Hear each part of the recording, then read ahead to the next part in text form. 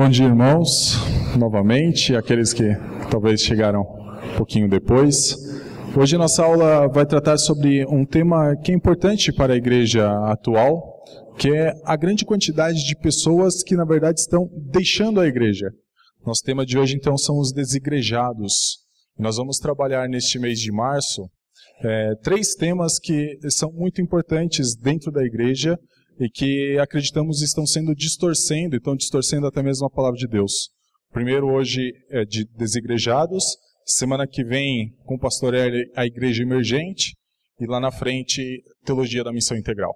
Então nós vamos fazer uma pequena série aí de 3 aulas sobre estes assuntos, e o assunto de hoje, então, são os desigrejados. Vamos começar com uma palavra de oração? Senhor, te damos graças por esta manhã, te damos graças por ser o dia do Senhor, dia para descansarmos em Ti, dia para pensarmos em Ti, dia como todos os outros para louvar a Ti, ó Pai. Te agradecemos, ó Pai, por este momento em que estamos como corpo nesta igreja, unidos primeiramente em culto e agora também em aula, sabendo que em tudo o Senhor nos instrui, em tudo o Senhor nos conforta, em tudo o Senhor nos dá força. Te louvamos, ó Pai, por este momento, pedindo perdão pelos nossos pecados, em nome de Cristo Jesus. Amém.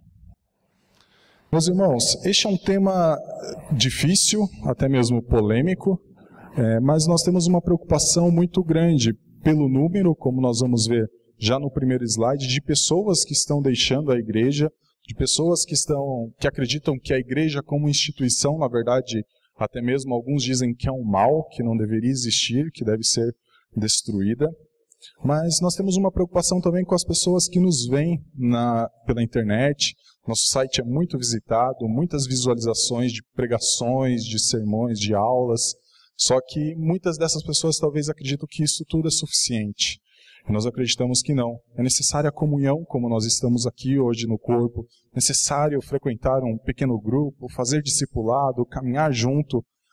A igreja de Cristo não é somente escutar um sermão aqui, uma aula ali, falar um pouquinho de Deus nas quintas-feiras à noite, o dia que for, ou às vezes nem falar de Deus. A igreja de Deus é um corpo. Cada corpo disposto pelo próprio Deus, com dons, com características específicas, com funções específicas, mas é um corpo e deve estar junto sempre. Por isso a nossa preocupação nesta manhã em tratar desse tema como os desigrejados. Começando então com alguns números dessas pessoas que não se filiam ou não estão ligadas a nenhuma denominação. É um número grande, segundo um censo até desatualizado.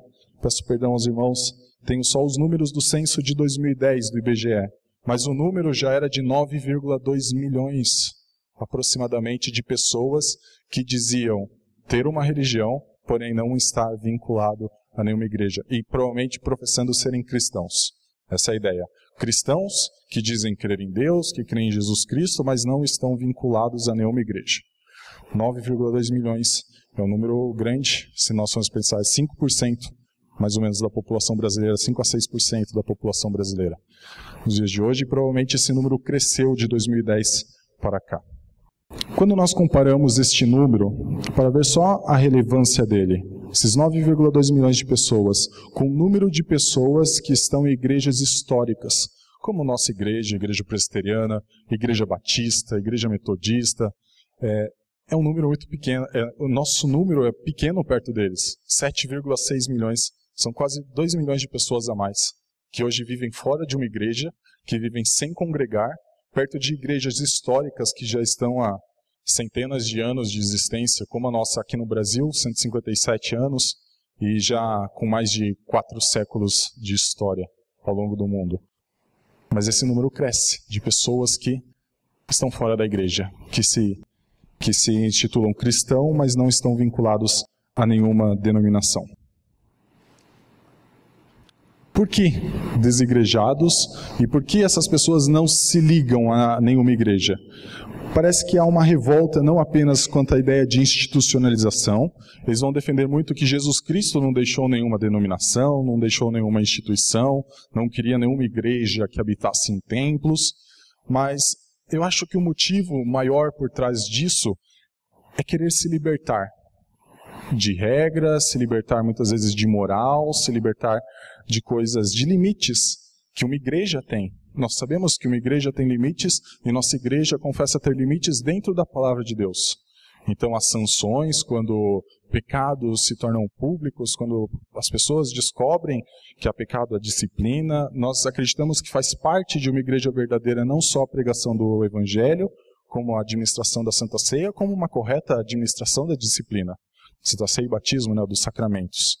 Então, esse movimento parece principalmente ligado a não ter limites, ou algo que coloque limites sobre suas vidas. Esse movimento dos desigrejados. Peguei duas citações aqui, uma de uma pessoa que eu tenho no Facebook, de um amigo de Facebook, que é um desigrejado, e outra de um site cujo título é Desigrejado, eu tenho que mencionar que eu tirei de lá essa citação, e que é em prol do fim de igrejas institucionais, de igrejas como denominações. Primeira frase, então, aqui frase não, né? Um parágrafo dessa pessoa que eu tenho no Facebook, da minha cidade, inclusive, de onde eu vim há 7 anos atrás. Falando sobre um bispo que cometeu corrupção dentro da sua igreja, um bispo católico, como a notícia aqui do jornal O Globo está mostrando. Ele vai dizer, sem vergonha, é por isso que não acredito mais em igrejas. É por atitudes assim que me fazem ter cada vez menos vontade de frequentá-las. Não sou católico, cresci dentro de igrejas evangélicas e me considero cristão. Minha religião é Jesus Cristo e me sinto completamente abençoado por Ele. Tenho muita pena destes fiéis que frequentam sempre a igreja e se deparam com uma notícia destas. E daí ele vai tratar sobre o assunto político. Infelizmente, não é novidade esse tipo de coisa num país como o nosso. O Brasil virou sinônimo de bandidagem, lamentável, mas o teu está guardado, bispo. O que ele parece ser? Alguém que está ferido com alguma igreja e hoje diz, sou cristão, mas não quero relacionamento com nenhuma igreja. E diz que até tem pena daqueles que frequentam qualquer tipo de denominação. Citação do site. E aqui é um tom mais agressivo, os irmãos vão notar. Com base bíblica, e a defesa dos desigrejados é que eles estão fundamentados na Bíblia, eles não seguem nenhum outro livro, dizendo assim, é por conta desse livro que a gente não frequenta a igreja. Eles falam, não, a gente consegue tirar a prova da Bíblia.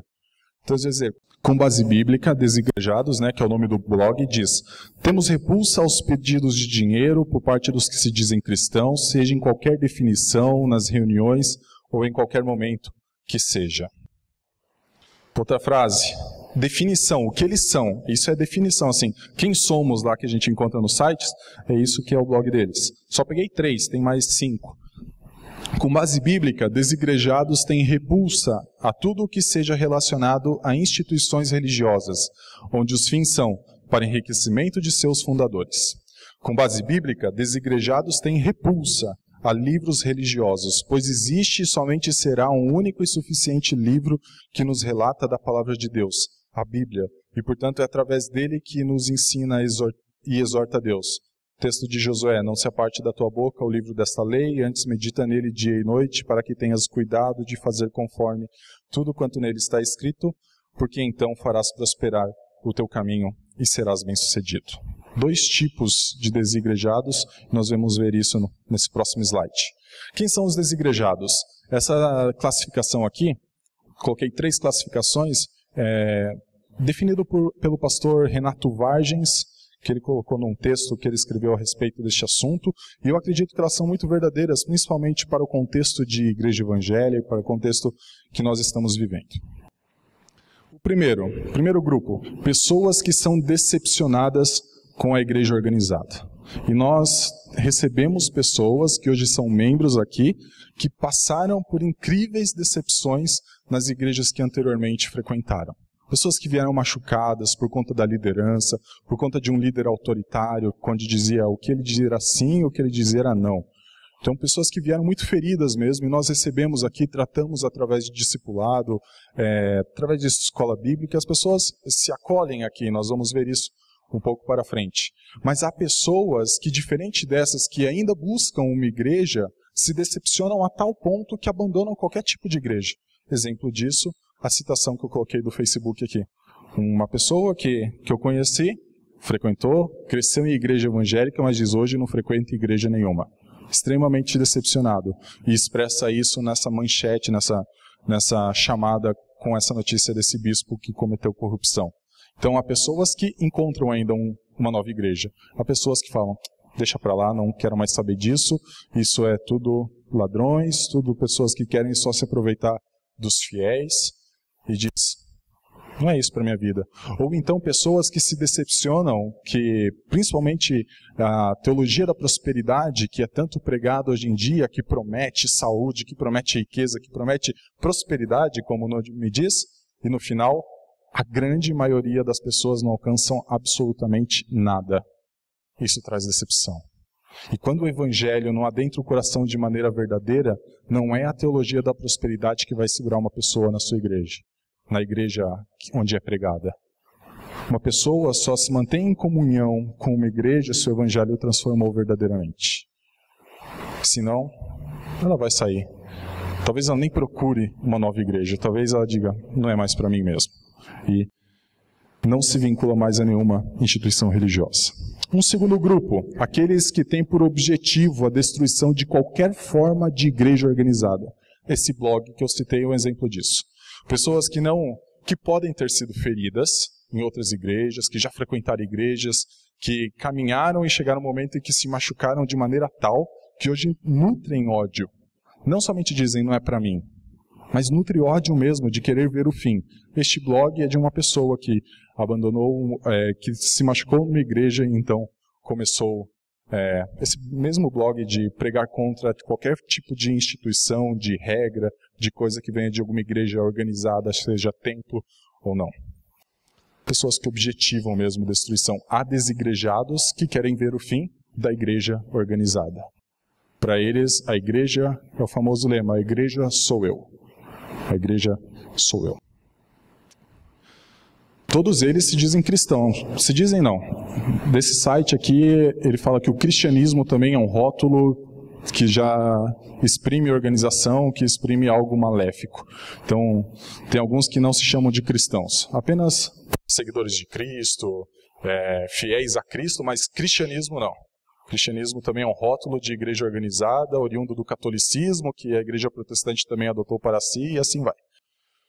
Por fim, o terceiro grupo, frequentadores ocasionais de igreja. E esses aqui, talvez, nós até conhecemos muitos deles. Talvez seja mais difícil conhecer desigrejados, assim, que odeiam. Geralmente pessoas machucadas a gente conhece, talvez frequentamos, conhecemos pessoas que caminharam conosco em alguma igreja, saíram enquanto nós procuramos outra igreja, mas pessoas que são, como Renato Vargem chama no artigo, turistas, que apenas frequentam lá de vez em quando. Qual que é a minha programação de hoje, domingo à noite? É verão, né? Final de temporada, não tem campeonato brasileiro, então vamos para a igreja.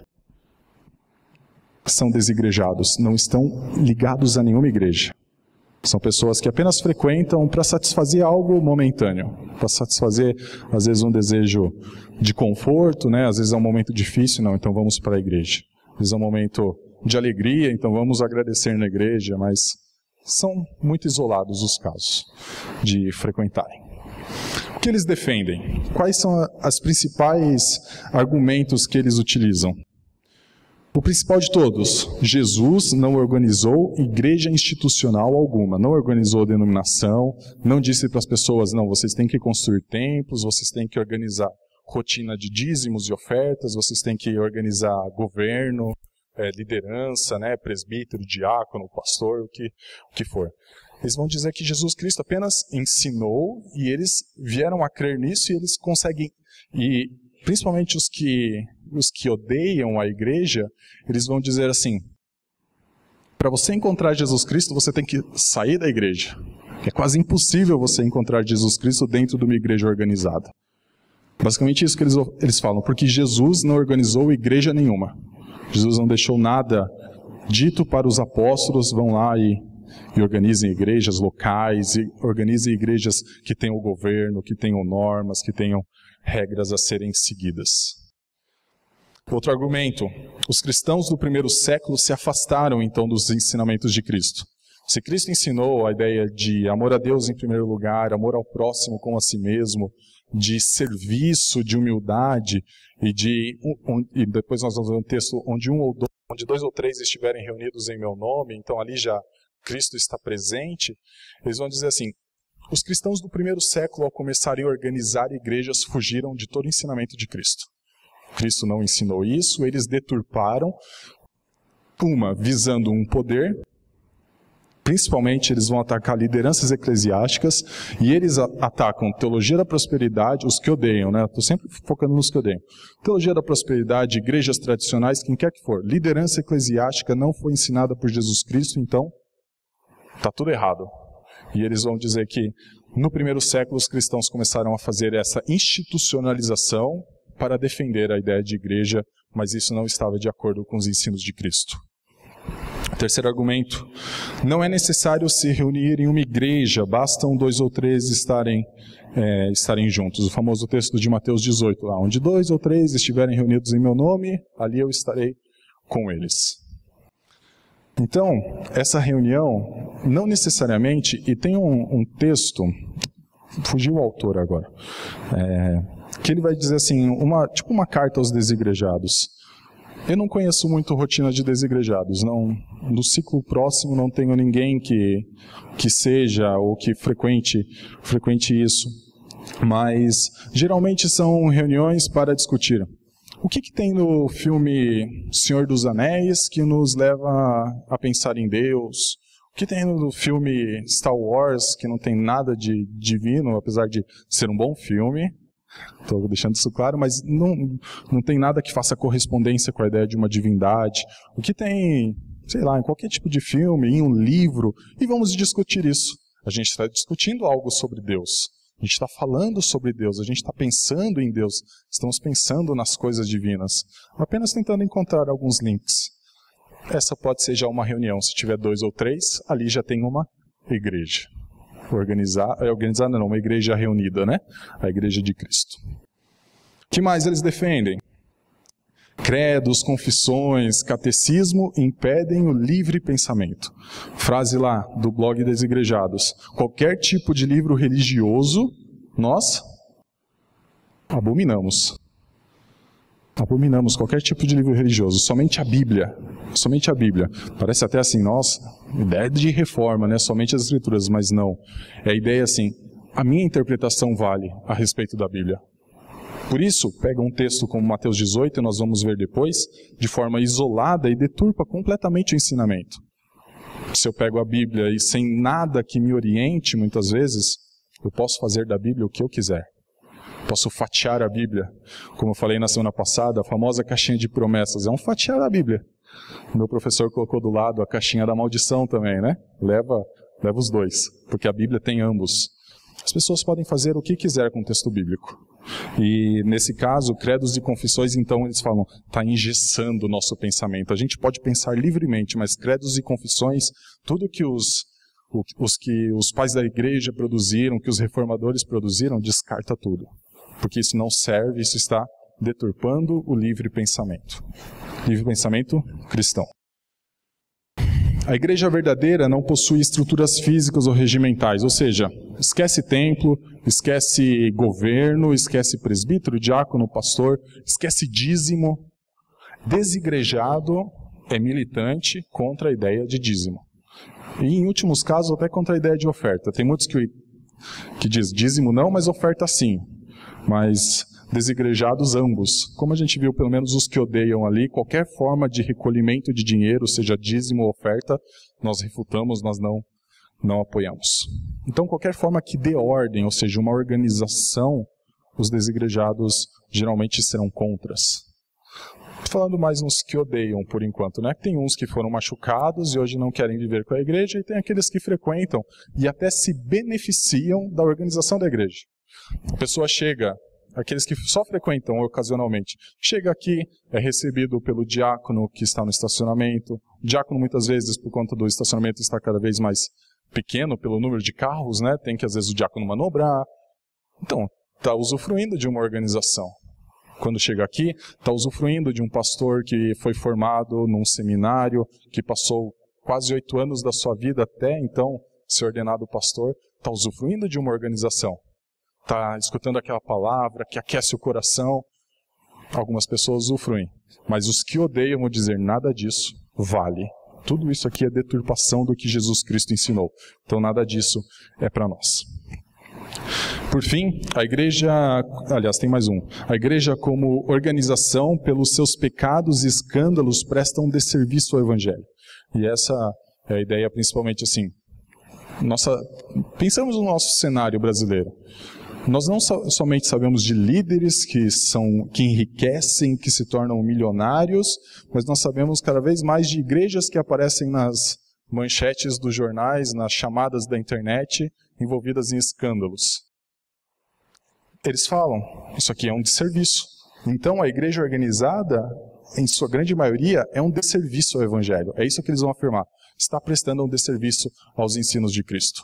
Porque no momento em que as pessoas enxergam o pecado, no momento que elas olham para a igreja, automaticamente elas olham e dizem, não quero Cristo também. Se eu não quero a igreja, não quero Cristo também. Por fim, famoso argumento, eu sou a igreja. E é um argumento que eles pegam lá, o texto de 1 Pedro 2,9, sacerdócio universal, nação santa. Todos nós temos acesso a Deus. Não precisamos mais de um sacerdote, de alguém que nos represente perante Deus. Então eles vão dizer assim, toda a liderança eclesiástica, eles acham que eles são sacerdotes exclusivos e que o povo depende deles. Então eles falam, não, cada um depende exclusivamente de si, cada um é a igreja, eu sou o sacerdote de mim mesmo, tal e tal. A famosa expressão, eu sou a igreja. O texto que eles mais utilizam para isso, estou falando, eles seguem a Bíblia, tá? Eles não pegam outro livro, é diferente de uma religião que segue outro livro, que pega a Bíblia só de vez em quando. Eles seguem a Bíblia. Acredito que grande parte deles leem a Bíblia de maneira séria. Mas eles vão dizer assim, a Bíblia vai dizer, porque onde estiverem 2 ou 3 reunidos em meu nome, ali estou no meio deles. Famoso texto dizendo a ideia de uma reunião. Assim, para os desigrejados, qualquer reunião de 2 ou 3 cristãos, em qualquer lugar que se dedicam a pensar em Deus, ali se manifesta a igreja desejada por Jesus Cristo. Então, qualquer tipo de reunião, vamos pensar no filme, vamos pensar no livro, vamos ler a Bíblia, vamos cantar cânticos, já é a manifestação da igreja pensada e estruturada pelo Senhor Jesus Cristo. Ok. Podemos concordar com algo? Será que a gente tem algo que os desigrejados falam, defendem e que a gente pode concordar? Eu acredito que sim. É certo que escândalos, pecados que muitas vezes vazam na internet, que machucam os crentes, prestam um desserviço à igreja. Qualquer forma de escândalo, de corrupção, de roubo que vem de dentro de uma igreja, ou então autoritarismo, ou então a pregação de uma teologia completamente alheia às Escrituras, é um desserviço ao Evangelho. Nós temos que concordar com eles, nesse caso. Só que nós não podemos fazer aquela famosa ação, pegar tudo e colocar no mesmo saco. Há igrejas que nós mesmos professamos, nós não temos comunhão alguma com vocês. Nós seguimos o Evangelho, o que vocês pregam não é Evangelho. Mas há igrejas que pregam o Evangelho, até mesmo a nossa concepção, mas que surge o escândalo. Neste momento, um líder, uma igreja está prestando um desserviço ao Evangelho. E nós temos que ter a certeza disso. Porque o Evangelho muitas vezes vem da associação. Eu fiz o exemplo lá na semana passada. Quantas vezes a sua família, que você quer que se converta, que você quer ver seu irmão, sua mãe convertido, mas quantas vezes eles associam a sua mudança de vida à leitura bíblica e oração? Ou a você estar na igreja? Às vezes eles nem sabem que você lê a Bíblia e ora. Associação é algo que faz assim na mente do homem. Se a gente pensar em bola, vai pensar em futebol. Se a gente pensar em carro, a gente pode pensar em corrida. A gente vive de associação. No momento em que uma pessoa associa um escândalo, um pecado dentro de uma igreja, automaticamente ela vai dizer, eu não quero o cristianismo para mim. Não quero nem mesmo Jesus Cristo. Um templo, edifício físico, não resume o que é a igreja. E aqui, com cuidado eu falo isso. No Antigo Testamento, na igreja do Novo Testamento, na igreja primitiva, não existia a ideia de templo. A ideia de templo como construção e construções grandes como esta começa a ganhar espaço, principalmente no século IV, quando Constantino já é imperador e oficializa o cristianismo como religião oficial. Oficializa como religião oficial. Oficializou o cristianismo como principal religião do reino. Então, os templos começam a ser erguidos.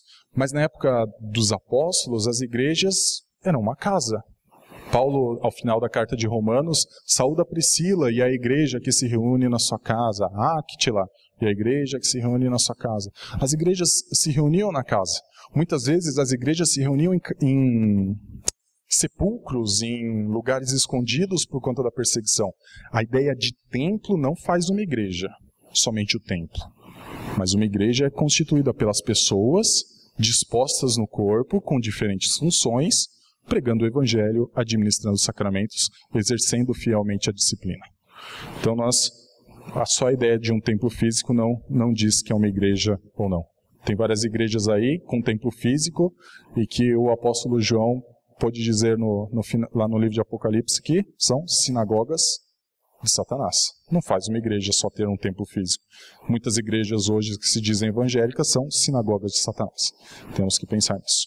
Em muitos casos, denominações são defendidas como igrejas de Cristo, mesmo manchando os valores cristãos. Muitas vezes, uma igreja se enxerga nela erros, mas a pessoa, pela paixão que tem pela denominação, vai dizer, não, essa aqui é a única igreja verdadeira. Se não for dessa denominação, esquece. Nós, conselho, igreja presbiteriana como um todo, diz, com tal e tal igreja nós não temos porque não pregam o evangelho de Jesus Cristo. Mas nós não enxergamos como exclusivistas de que somente aqui é pregado o evangelho verdadeiro. Acreditamos que em outras denominações há o evangelho. Então, uma denominação só não é a igreja verdadeira. Existem outras igrejas, muitas vezes, que vai cometer os erros. São formadas por pecadores, mas nós temos que ter isso em mente. A denominação não é a igreja visível, somente ela. Somente o presbiterianismo é a igreja visível, não. Inclua batistas fiéis, inclua metodistas fiéis, presbiterianos fiéis, coloque todo mundo. Isso é a igreja visível. Mas ela se desenvolveu de maneira organizada. Não denominacional, mas de maneira organizada. Como era a igreja do Novo Testamento? Dúvidas até aqui, meus irmãos? Hoje a aula ela ficou um pouquinho mais enxuta que a da semana passada, então a gente pode tirar dúvida no meio. Se alguém tiver alguma dúvida, pode tirar nesse momento também, que eu acho que facilita.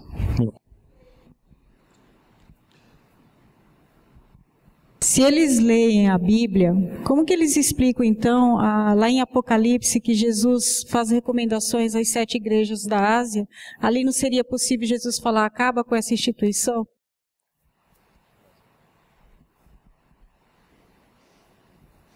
Eu vou pedir um slide para a irmã para tentar responder isso. Vou falar sobre o que era a igreja do Novo Testamento e no final vou ter que dizer, desconsidera essa Bíblia. Tem que pegar e fatiar, como eu falei no início. Mas e toda vez que aparece uma igreja organizada, Paulo organizando igrejas, recomendando eleição de presbíteros, eleição de diáconos, o que a gente faz com isso? Eles têm que explicar alguma coisa, se não existe. Na minha opinião, desconsidera essa Bíblia. É aquilo lá. Credos, confissões e a própria Bíblia, muitas vezes, limita o meu pensar. Limita o meu pensamento cristão. Meu pensamento cristão pode ir onde quiser. Há pessoas que ficam discutindo temas que muitas vezes nem estão na Bíblia. Mas é a vida dela discutir aquilo. Os desigrejados, ele pega várias partes da Bíblia e faz assim, ó. Da aula passada. É bom que eu consigo trazer algumas coisas. Quando a mente humana, que é falível, se torna arbítrio da Bíblia, é um erro. A Bíblia interpreta a própria Bíblia. Só a Escritura dos reformadores. Somente a Escritura interpreta a própria Escritura. Quando uma pessoa que a mente já está influenciada, mesmo salvo, mas que a mente está influenciada pela queda, diz, olha, isso aqui que está na Bíblia, vamos desconsiderar o Antigo Testamento. Já passou, né? Agora é só a aliança da graça. O Antigo Testamento é graça. Mas não, agora é só ensinamento de Cristo. É desconsiderar. Eu acredito que nesse caso desconsidera-se a Bíblia. Apesar de dizer que ler, não sei se se segue, o que se lê. Respondi? A igreja do Novo Testamento não era uma mera reunião de 2, 3, 10 indivíduos com o propósito de discutir ou pensar algo livremente sobre Deus. Não era isso, igreja. Discutir qual a última decisão do imperador romano, qual o último espetáculo que teve no Coliseu. Tem alguma coisa a ver? Apesar que o espetáculo no Coliseu geralmente era com cristãos sendo dilacerado por feras, sendo mortos. Não é isso, discutir isso. Como vamos nos proteger? A igreja do Novo Testamento era edificada sobre fundamento e doutrina dos apóstolos. O próprio Senhor Jesus Cristo falou: Pedro, tu és pedra, e sobre esta pedra edificarei a minha igreja. Mas ele não está falando necessariamente de Pedro, ele está falando do que Pedro falou: tu és o Cristo, o Filho de Deus. Então há pelo menos um ensinamento sobre qual uma igreja nasce, sobre qual um crente nasce. A ideia de que Cristo é o Filho de Deus. Então as pessoas não podem se reunir na igreja e vamos falar o que a gente vai discutir hoje? Vamos discutir o futebol? Vamos discutir o que passou na TV? Não é isso. No Novo Testamento, na igreja primitiva, a igreja cresceu discutindo a doutrina e os ensinamentos e os fundamentos dos apóstolos. Vamos abrir em 2 textos? Atos 2:42.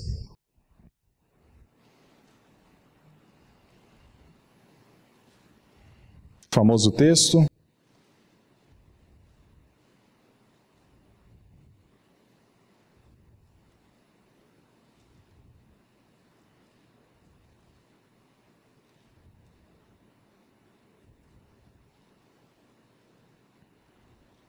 Atos 2:42. E perseveravam na doutrina dos apóstolos e na comunhão, no partir do pão e nas orações. Interessante, Jesus Cristo, na virada, ali no início do livro de Atos, capítulo 1, versículo 8, diz que os presbíteros, os apóstolos, os discípulos devem o quê? Ir por todo mundo, pregar o evangelho, primeiro em Jerusalém, Judeia, Samaria, confins da terra. Nossa, tem até um propósito nisso, né? Primeiro no lugar, depois no outro, depois no outro. É uma forma organizada de se fazer a coisa. Não é assim, saia por aí e onde você colocar o pé, faça a obra. Antes de Jesus Cristo morrer e ressuscitar, ele até impedia seus discípulos de entrar em Samaria. Não era de qualquer jeito. Não era feito ao acaso. Primeiro aqui em Israel. Primeiro aqui na região da Judéia. Depois da sua ressurreição, então vão para os confins da terra. Sempre teve organização, nunca teve essa ideia. Eu sou a igreja aqui e eu faço o que bem entender. Não é. Sempre teve ensinamentos específicos. Efésios 2:20.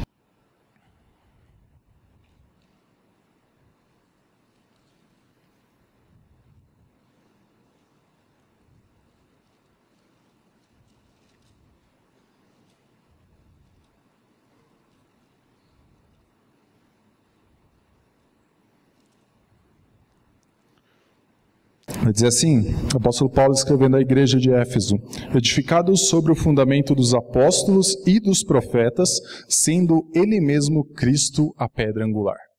Ok, Jesus Cristo é a pedra angular, é de onde parte toda a edificação. Mas tem algo além, tem os ensinamentos dos apóstolos que não podem ser desconsiderados, dos apóstolos e dos profetas. Então, o que os apóstolos pegaram foi reproduzir o ensino de Cristo. Ou seja, a igreja crescia sobre a pregação do evangelho, o ensino das escrituras, através dos apóstolos. E nós não podemos desconsiderar isso aqui também. Próxima característica. A igreja também não era expressa individualmente.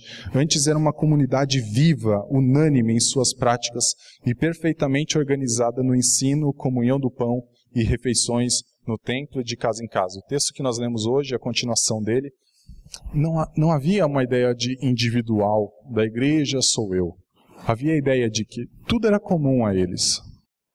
Até o pastor Sérgio fez uma pregação há um tempo atrás que diz que isso é impossível nos dias de hoje.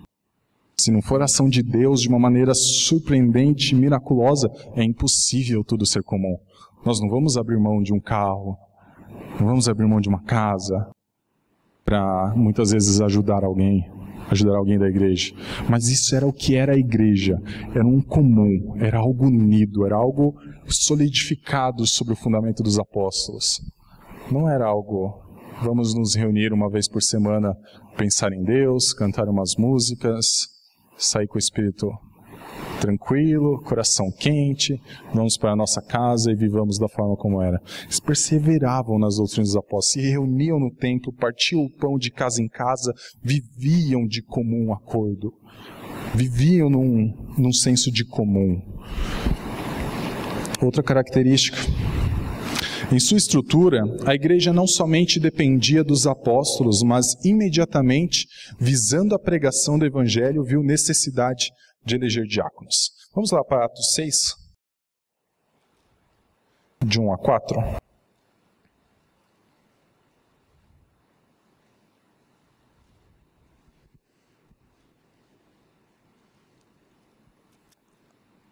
Não sei se passou um mês, passou algumas semanas, talvez 1, 2 meses, desde que Jesus Cristo foi assunto aos céus e os discípulos então começaram a pregar o evangelho e logo viu a igreja crescendo, 3.000 na pregação de Pedro, depois subiu para 5.000. O que a gente faz?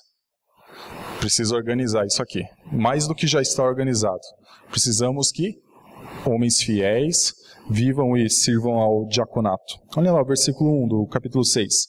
Ora, naqueles dias, multiplicando-se o número dos discípulos, houve murmuração dos helenistas contra os hebreus, porque as viúvas deles estavam sendo esquecidas na distribuição diária.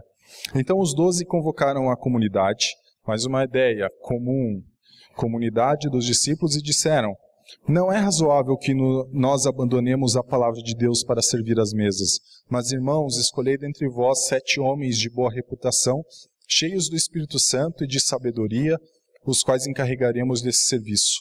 E quanto a nós, nos consagraremos à oração e ao ministério da palavra.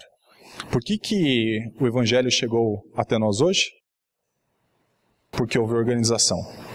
Porque em um momento, quando os apóstolos viram que já começava a ter murmuração dentro da comunidade, os helenistas diziam que as suas viúvas estavam sendo menosprezadas no partir do pão, deixando sem intenção, deixado de lado, eles falam: a gente precisa fazer algo.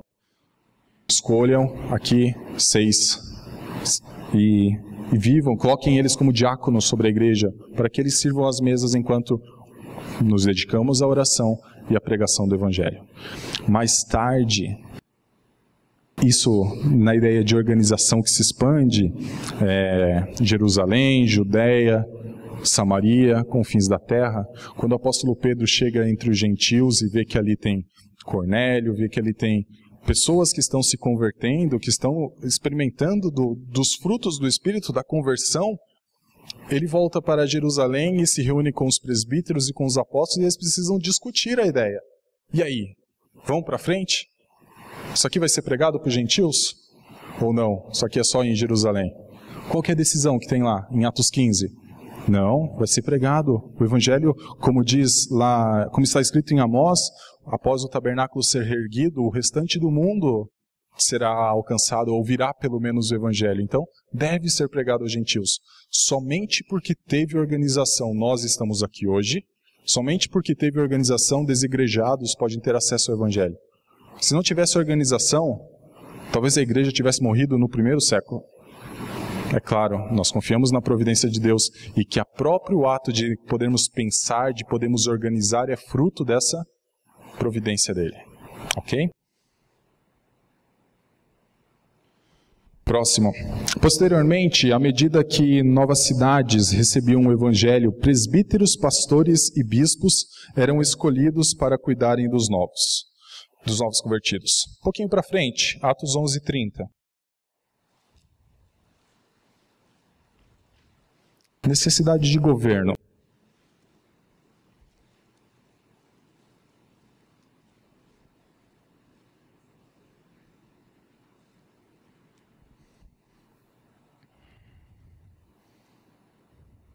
Nós temos o versículo 29 antes.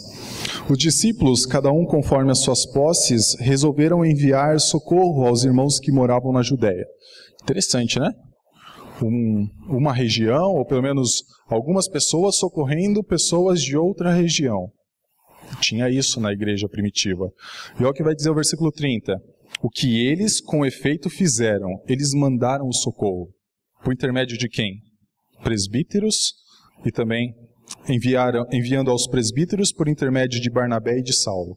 Ou seja, o apóstolo Paulo, que nesse momento se chamava Saulo ainda, e Barnabé pegaram o que foi reunido, a colheita de sustento, de recursos, e eles levaram até os presbíteros da região da Judéia. A igreja em Jerusalém era extremamente perseguida. Tanto é que se os irmãos olharem para boa parte das epístolas, e principalmente uma de 1 Pedro, ele vai dizer assim que ele escreve aos eleitos que são da dispersão no Ponto, Galácia, Capadócia, Ásia e Bitínia. Ou seja, pessoas que foram perseguidas e que precisaram migrar, ir para as outras regiões, que hoje provavelmente é a Turquia ali. Tiveram que sair de Jerusalém. Então a igreja em Jerusalém era uma igreja provavelmente extremamente pobre, que passava necessidades e que ao se reunir dentro ali, e principalmente no ano 70, tem uma destruição em Jerusalém, e daí todo mundo tem que ir pelo mundo. Mas a igreja já socorria a igreja de Jerusalém por intermédio de quem? De Paulo, de Barnabé, e os presbíteros em Jerusalém recebiam. Então, a organização também é uma forma de você socorrer aos necessitados. Ok, muitos irmãos a gente faz muitas vezes ajuda, socorre um irmão em Cristo, muitas vezes sem ele nem mesmo saber, mão direita, não precisa saber o que a esquerda faz, mas eu acredito que essa ajuda não tem proporções tão grandes de quando a igreja tem tudo em comum, como era nesse caso. Tudo era partido, não havia necessidade e as pessoas se socorriam. Hoje a gente encontra necessidade. E assim, eu posso dizer que se fosse o exemplo exato do que era a igreja primitiva, provavelmente isso não seria tão evidente ou tão forte, essas necessidades. Havia socorro por conta que havia uma organização onde tudo era comum, onde todos tinham em comum. Vamos ler o texto anterior, capítulo 14, de Atos 23. Não, capítulo 14, versículo 23.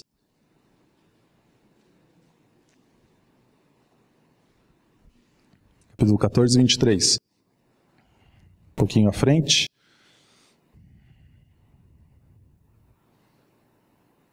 Vai dizer assim: e promovendo-lhes em cada igreja a eleição de presbíteros, depois de orar com jejuns, os encomendaram ao Senhor em quem haviam crido. Ou seja, existiam pessoas que já eram fiéis, que já eram cristãos, e onde uma igreja começava a ter um crescimento, qual que era a necessidade que os apóstolos viam? Ter presbíteros. É necessário ter alguém que administrasse esta igreja, mesmo ela se reunindo na casa de Priscila. Mesmo sendo numa pequena casa ou se reunindo dentro de um sepulcro, dentro de uma caverna.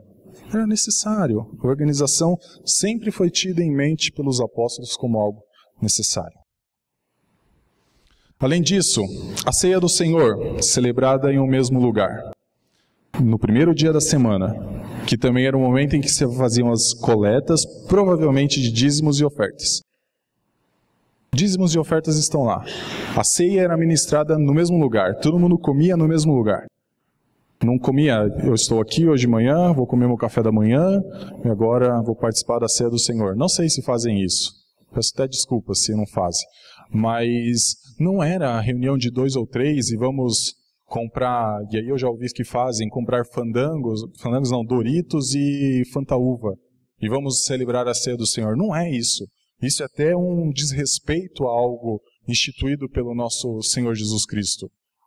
Era algo comum, era algo que eles faziam no mesmo lugar, que eles faziam no primeiro dia da semana, junto com as coletas de dízimos e de ofertas. Algo que os reformadores e Calvino até falavam assim, é todo domingo, às vezes a gente faz uma vez à noite, uma vez de manhã. Provavelmente era todo domingo que se celebrava a ceia do Senhor, era algo organizado, não era algo feito de qualquer forma.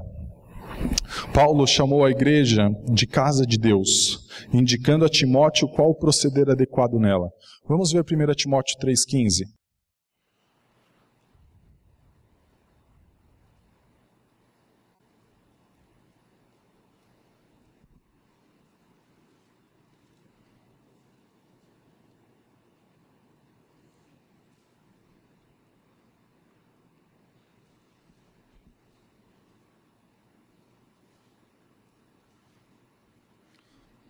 Deu o 14 também. 1 Timóteo 3,14.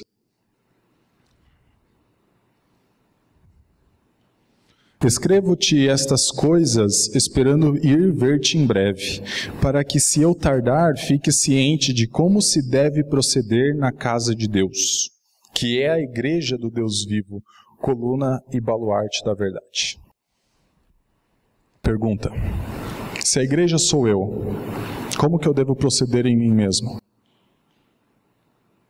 Se aqui está se referindo a como uma pessoa deve proceder, ou então 2 ou 3, quem que vai estabelecer? Vamos chegar, ok, chegamos em um comum acordo, e a gente vai chegar no próximo slide. E agora? Um cometeu a falta, eu disciplino você? Você me disciplina? Você não está andando como deve se andar como igreja de Deus.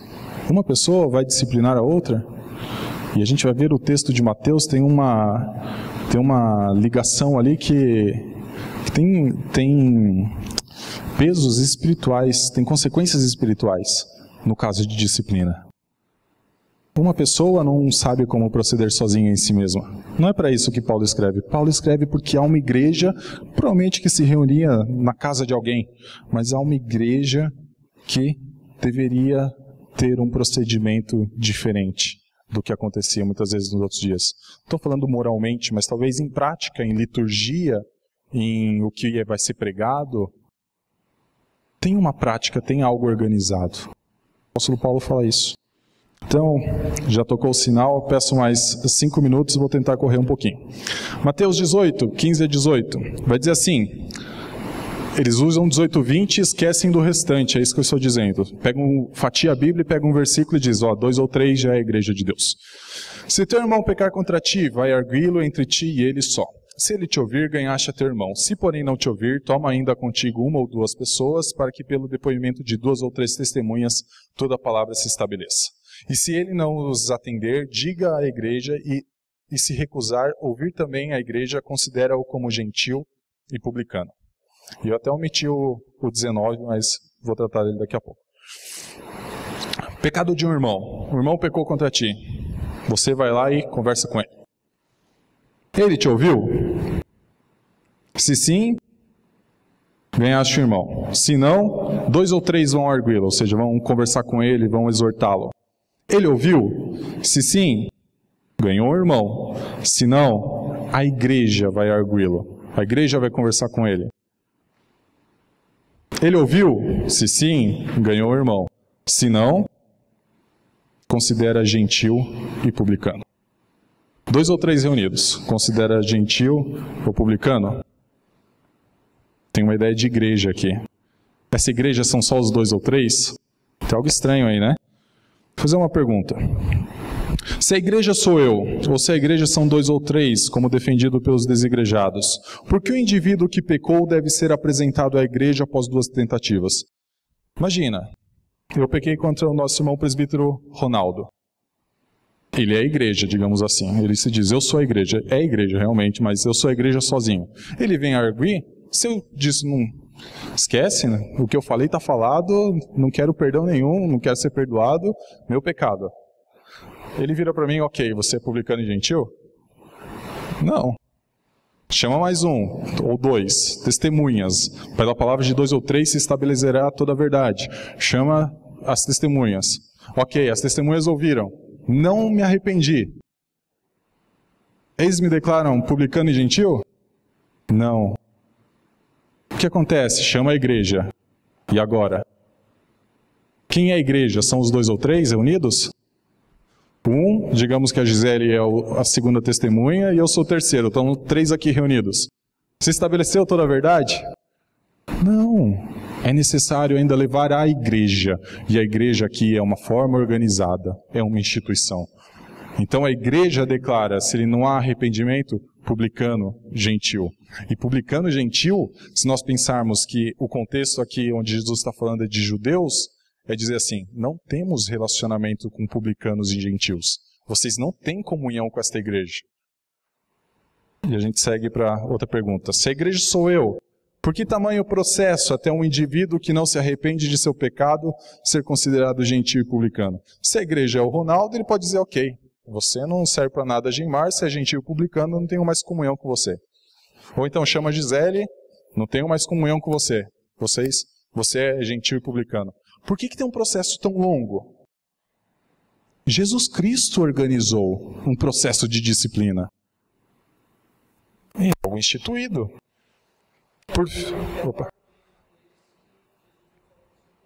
Sobre a igreja. E o argumento é o versículo 20, que é a sequência. Onde 2 ou 3 estiverem reunidos, ali em meu nome, eu estarei no meio deles. Terceiro, se a igreja sou eu, como fica a questão de disciplina em relação a ligar ou desligar alguém do céu? A sequência do texto é, o que desligardes na terra, será sido desligado no céu. É interessante que é o mesmo, algo muito semelhante é falado para Pedro. Quando ele fala lá, tu és o Cristo, sobre essa pedra edificarei a minha igreja. Daí, o que desligardes na terra será sido desligado no céu, o que ligardes será sido ligado. Se a igreja é 2 ou 3, por que o presbítero Ronaldo não pode me considerar individualmente como publicano e gentil se ele é a igreja? Porque tem uma consequência também espiritual. Quando uma igreja verdadeira tenta acompanhar o irmão, e este irmão não demonstra arrependimento num pecado contumaz, num pecado público, e que ele sabe que está errado, ou à luz das Escrituras ele é confrontado, chega um momento que a gente fala, não temos mais comunhão com você. E se nós levarmos esse texto até o fim, há a ideia de não estar em comunhão nem mesmo com Cristo. Uma pessoa, 2, 3 não podem fazer isso. A igreja precisa fazer isso. Implicações de ser um desigrejado e eu caminho para o final. Incorreto o conceito de imagem de Deus. E por que eu falo isso? Quando Deus criou o homem, ele criou homem e mulher e ambos foram considerados imagem de Deus.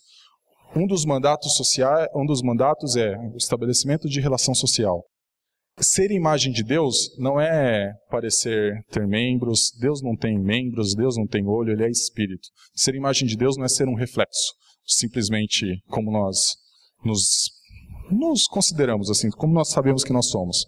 Ser imagem de Deus é ter retidão e justiça e conhecimento, e principalmente para exercer mandatos, nos relacionarmos com cada um aqui, nos relacionarmos com a criação, nos relacionarmos com Deus.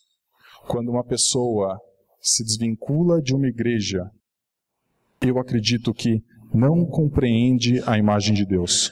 A imagem de Deus foi expressa num relacionamento entre homem e mulher. Homem e mulher juntos expressariam a imagem de Deus. Uma pessoa é a imagem de Deus, é a imagem de Deus. Mas depois isso é levado para a igreja. O apóstolo Paulo fala que na igreja se vê o esplendor de Cristo, a imagem de Cristo, sendo muitas vezes renovada em nós de dia em dia. É desconsiderar. E não exercer esses mandatos de maneira correta. É um descumprimento à grande comissão. Ide por todo mundo, pregar o evangelho a toda criatura, ensinando, batizando em meu nome, porque toda autoridade me foi dada nos céus e na terra. Ok. Pergunta. Um desigrejado está no ônibus e ele está evangelizando a pessoa. E discipulado? Ele vai seguir? Ele vai batizar? Vai cumprir o mandamento dos sacramentos? De batizar todas as pessoas em nome de Cristo Jesus? Ele tem autoridade para isso? Não tem. É descumprir a grande comissão, ser um desigrejado. É descumprir o que Cristo deixou para nós, para que façamos como igreja debaixo da providência dele. Comunhão na ceia do Senhor, ou ela não é administrada, ou é administrada de maneira incorreta. Da mesma forma o batismo, guarda do domingo, as pessoas dizem, pode ser qualquer dia da semana. Eu entendo que é um dia de 7, não necessariamente é só o domingo, é um dia de 7. Mas é um dia. Não é quando eu quiser, uma vez a cada 15, uma vez a cada 20, uma vez por ano. Tem a ideia de domingo. Acredito que o domingo é o dia do Senhor. Para mim não segue isso. Assistência aos necessitados, como falamos antes. Uma pessoa sozinha consegue ajudar. Mas se uma igreja tivesse um pensamento comum, isso seria muito maior. A amplitude seria muito maior. Quais bases para o diálogo? E aqui é o penúltimo slide, depois a gente encerra.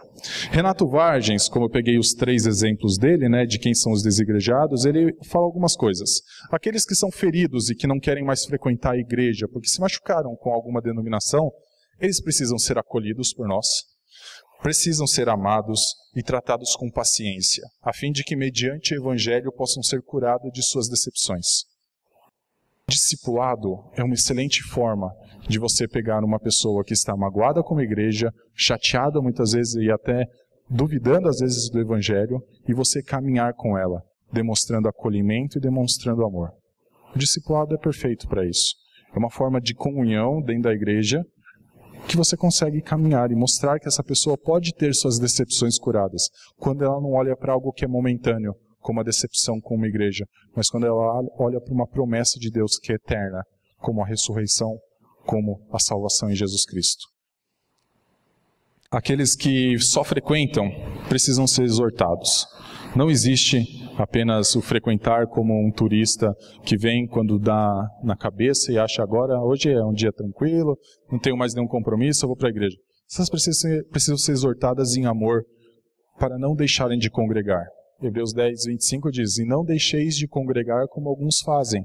É um privilégio cristão congregar. É porque quanto que Jesus Cristo morreu, é por conta que Jesus Cristo ressuscitou, que o véu se rasgou, que nós temos livre acesso a Deus. E o apóstolo Paulo, em Hebreus 10, 15, diz que um dos privilégios de toda essa obra de Cristo é nós congregarmos. Uma pessoa que vem, mas não tem comunhão com a igreja, só vem, assiste uma pregação, canta alguns hinos, ela precisa ser exortada a se filiar a uma igreja, a adentrar uma igreja, a se tornar membro, a servir em uma igreja. Cristianismo é serviço. Cristianismo é viver debaixo do senhorio de Cristo servindo. A pessoa tem que ser exortada a isso. Aqueles que apenas frequentam. Os que odeiam, daí já é diferente. Aqueles que odeiam a igreja organizada, que querem vê-la destruída, precisam ser confrontados porque estão odiando a noiva de Cristo. É tratar a noiva de Cristo como meretriz. É tratar a noiva de Cristo como prostituta, dizer que tudo está errado, dizer que tudo está desorganizado. Renato Vargens, ele vai falar, é tratar a noiva de Cristo como meretriz. Precisa ser confrontado, precisa dizer que provavelmente não há evangelho na vida deles. Precisa ser pregado o evangelho novamente, chamar ao arrependimento. Não é um simples, vem à igreja. A pessoa odeia a igreja, ela nunca vai vir. Ela precisa ser confrontada e mostrar que o seu pecado existe. E que ela precisa se arrepender. Porque ela está odiando aquilo que Cristo no último dia ressuscitará e Ele mesmo será a luz da sua igreja, estará presente para a sua igreja. Eles precisam ser confrontados. Concluindo, aqueles que já tiveram aula comigo sabem que eu começo com a confissão de fé e hoje eu não comecei, então eu preciso terminar com ela. Senão não seria comum das minhas aulas. A igreja visível está lá no capítulo 25, parágrafo 3, que trata sobre a igreja. Confissão de fé de Westminster. A igreja visível, que também é católica, e católica não é denominação, tá? É só o conceito de universal, sob o evangelho, não sendo restrita a uma nação, não é só de Israel, não é só do Brasil, não é de lugar nenhum, como antes sob a lei, consta de todos aqueles que pelo mundo inteiro professam a verdadeira religião. Isso é uma igreja.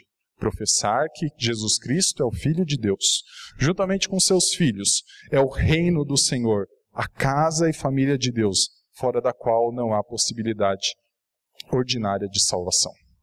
E eu acredito que, fora de uma instituição como essa, ou sem contato com o que é organizado por essa instituição, por exemplo, não existe uma denominação, talvez hoje no meio do Iraque, que está em guerra, vamos supor. Existe um missionário lá. Mas esse missionário veio de onde? Está pregando o evangelho lá. De uma igreja organizada. Fora da igreja, eu sentado na minha casa, não é a salvação. Porque a palavra de Deus tem que ser pregada. Ok, lendo a Bíblia, é por isso que ele coloca assim, possibilidade ordinária. Existe o que é extraordinário. Há muitas pessoas que se converteram lendo a Bíblia sozinhos em suas casas. Mas ordinária, o método comum de Deus salvar é pela pregação da palavra a partir de algo que é organizado. Os discípulos dizendo, os apóstolos dizendo, vamos nos dedicar à oração e à pregação da palavra. Então nós escolhemos alguns diáconos para servir as mesas. A organização. Dúvidas, meus irmãos? Acho que já passamos do tempo, vai ficar um pouco apertado. Vamos orar? Pai, graças te damos por este momento, te louvamos porque o Senhor, através da sua palavra, nos mostra o caminho pelo qual seguirmos, nos mostra como mantermos firme uma comunhão dentro de um corpo e mostra que a sua palavra é o fundamento de nossas vidas. As suas promessas são os fundamentos para que vivamos de maneira adequada e sirvamos a Ti neste mundo. Longe da sua igreja, ó Pai, até mesmo duvido que haja qualquer impacto social, que haja qualquer mudança de vida, que sejamos sal, que sejamos luz. É difícil demais.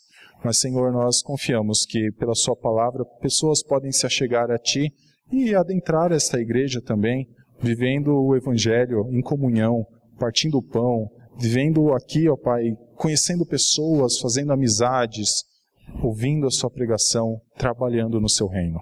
Nós te louvamos porque a sua palavra é que garante tudo isso. Em nome de Cristo. Amém.